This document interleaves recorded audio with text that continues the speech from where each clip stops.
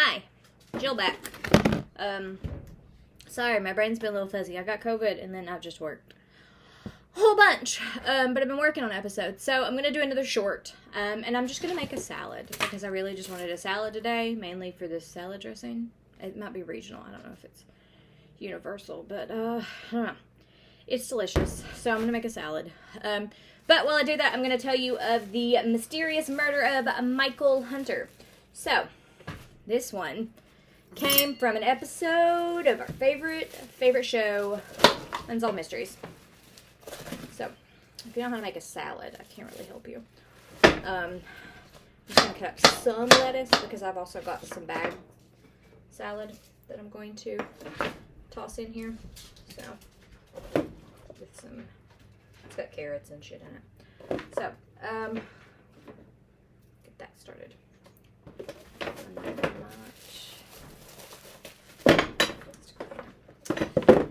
Okay, so,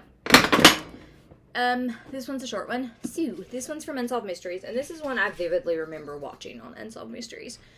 So when I was going through Unsolved Mysteries Wikipedia page, I was like, oh, I know this one. So, just a little background. Michael Hunter was a 31-year-old motorcycle racer, mechanic at Honda Kawasaki in Oakland, California. He studied engineering at Merritt College. He was a popular member of the East Bay motorcycle crowd, and he had apparently survived hundreds of dangerous competitions. I could not find a whole lot of information other than the Unsolved Mysteries, and that's about it. That's it. I watched the episode twice. It's a little short one. So, I got all the peppers. I bought these little peppers. So I'm going to put one of these little peppers. So I'm going to cut it up. I've got my lettuce mixture in here. I usually use my scissors, but I just washed them. So I don't want to. Usually I'll cut them up. I need some of the salad scissors. So, on February 24th, 1992, Michael took his bike out for a ride and was murdered. So let me start with the timeline of events before we get into the details of his death. So around, you know how I like timelines, around 7:45, Michael left to go for a ride. So at 7:45 p.m., he stopped at an ATM about a half a mile away and withdrew $20 from his checking account. And a security camera caught this transaction. And there was nobody with him. He wasn't being forced, anything like that on the security camera. You can see it in the episode if you watch, which I've included the what season and episode in the post. And all my references, of course. So, put up my pepper. Put that in there. Might be too much pepper. I kind of almost should have gotten banana pepper because that sounds good right about now. Okay, so I'm going to cut this cucumber up. So the first two times are accurate. The 7:45 he left his house. 7:48 he stopped at the ATM, and then it said he went to a liquor store, which I put it at 7:55, half a block away from the ATM, and he bought a pint of whiskey. Which was found in his jacket later. And then, so between 7:55 and 8:30, 8:33, at 8:33 he was seen swerving erratically while pulling into a gas station. So sometime between 7:55 and 8:33, he was shot. The paramedics were called and he was pronounced dead at 9 p.m. So, what's weird about his death is they initially thought it was a motorcycle accident when they called the ambulance, as you would when you say, hey, this guy just came into the gas station weaving erratically on a motorcycle and then just collapsed. You would think, okay. But when they got there, there wasn't any blood. And one of the paramedics says that in the episode.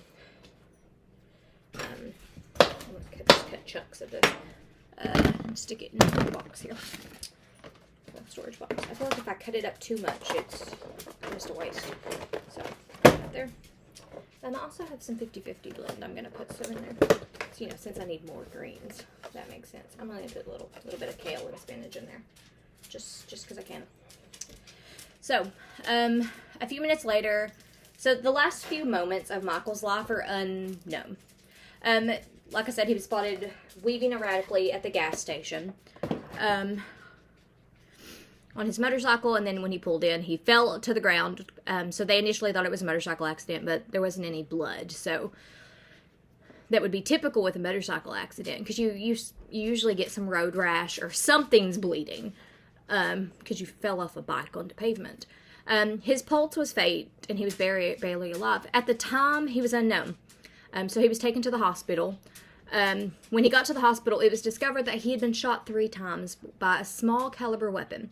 There was one bullet shattered his knee, the second one lodged in his abdominal area, and then the third and fatal bullet punctured his aorta. So the wounds were nearly invisible, but had resulted in a massive internal bleeding, and he never regained consciousness and was pronounced dead at 9 p.m. So police literally looked for any possibility they could for this murder. So this was during the mid-'80s, he had competed in races throughout California. According to his mother, Beverly, Michael earned a reputation for being one of the top cyclists, and friends stated he got a thrill from racing, which, as you would, why wouldn't you? So police believe that, but he wasn't known to have any enemies, so they didn't think it was that. Or anything like that.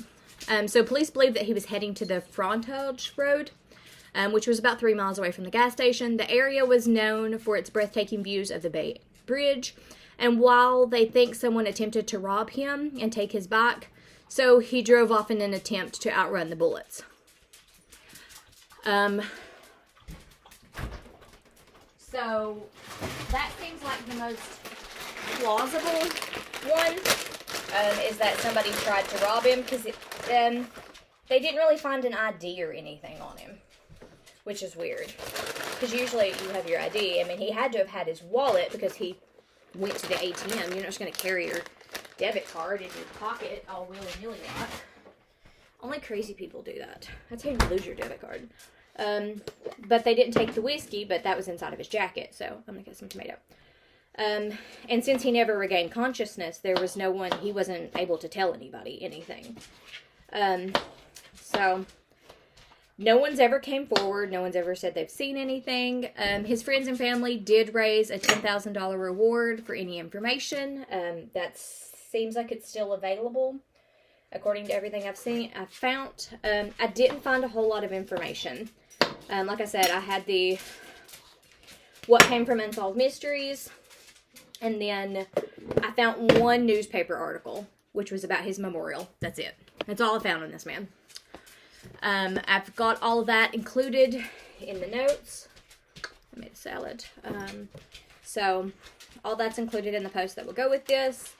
I'm going to continue to do some short ones, probably for the remainder of the year.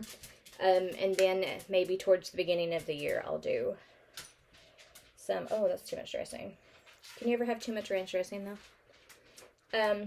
So if you have any ideas for little short recipes, let me know. Any murders, let me know. So yeah, I'm gonna go eat this because I'm starving. This is all I've wanted all day, is this this ranch dressing, which is local. But all of the restaurants here serve it, so, because we support local. So, stay safe, be nice to each other.